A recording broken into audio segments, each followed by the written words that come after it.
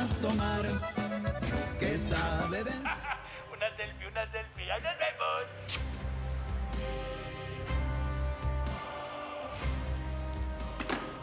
No puede ser. Estuvimos a punto de agarrarlo. No tenemos una dirección exacta, pero tenemos una zona con un radio de error de 10 kilómetros. Si ya sabemos por dónde está, hombre, pues vamos a peinar la zona y listo, mijo. Nos tomaría días. El espacio en el mapita que veo es muy grande. Es que no puede ser que estemos en manos de ese asesino otra vez. No podemos llegarle ni teniendo aquí a su doble ni a su perro guardián. Ni el clon ni yo nos vamos a rajar. Es cuestión de usar bien la pensadora. Armemos un plan.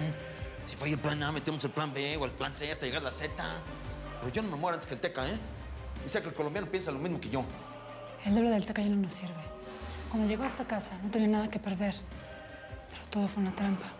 Las cosas cambiaron, su hija está viva y en peligro. Mi señora, mi peladita es lo único que yo tengo. Le suplico que por favor también piense en su hijo. Por favor. Yo sé lo que es venderle el alma al diablo para salvar la vida de un hijo. Yo hago lo que su merced me pida. Mato a quien me pida, pero de por Dios, ayúdenme a salvar a mi hija, por favor. Es hembra de armas tomar, que sabe de